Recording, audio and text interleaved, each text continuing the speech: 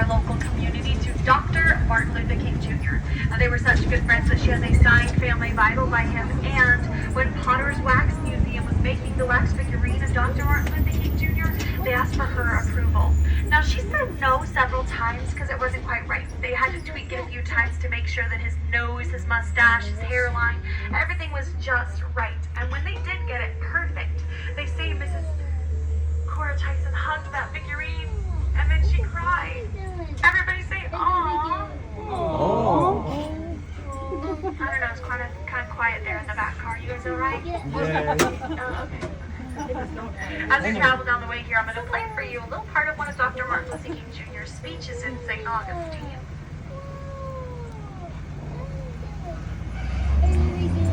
I had a chance to talk with many people, some of whom are considered some of the very outstanding leaders and people of our nation.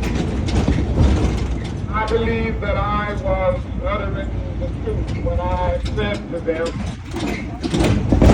that the Negroes of St. Augustine, Florida, and those that have come in from other communities and their allies in the white community are determined to march the streets of this city until the walls of segregation come crumbling down.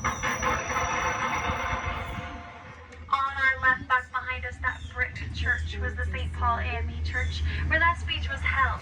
Dr. Martin Luther King Jr.'s visit here in St. Augustine, he actually had two of them. First time was in February for a little while, then he came back and he stayed from about May 11th until June 30th. While he was here in St. Augustine, he would have held several different sermons, several different speeches, and several different protests.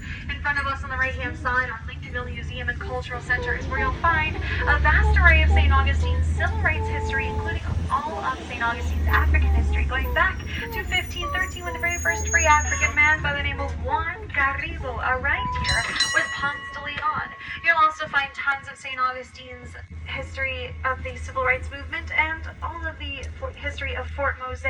Unfortunately, due to the fact that Fort Mose is about 2 miles away from any location that we, the trolleys, get to, we're not able to talk too much about it, but it's good that they have this lovely place here, because then you can learn a little bit more about Fort Mose, the very first free black settlement here in what would become North America.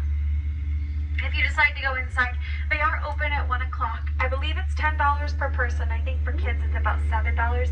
It is a really cool history. There's also a piano in there that was played by Mr. Ray Charles at a little bar over here called Oddfellows. It's kind of like, actually there's nothing like it anymore, is there? Ready? No? Okay. Let's go. Y'all know who Ray Charles is, right? We got some youngins on board. I was just curious. If you need to Google it for them later, not now. Later. Give them some good soul music. Alright, nobody on, nobody off. Welcome aboard. My name is Summer. Please keep your body parts in the trolley at all times. Remain seated for the duration of the tour. There is no smoking, vaping, or consumption of any kind of alcohol on the trolley. And please do remember, as a courtesy to the other guests, let's keep those conversations to a minimum, please, and whisper so that everybody gets to hear and enjoy the tour. The beautiful, beautiful piano in there, played by Mr. Ray Charles. Sometimes people assume that because I mentioned him in passing that there's not too much of his history here in St. Augustine. Ray Charles was a student at the Florida School for the Deaf and the Blind from the time that he was about 7 until he turned about 16. Now what happened is that he, as a student at the Florida School for the Deaf and the Blind, became very interested in driving a car. So he placed his best friend in the passenger seat. His best friend told him when to turn left, turn right, and nope, and slow it down. Also, apparently when the police were after him, whoop-woo!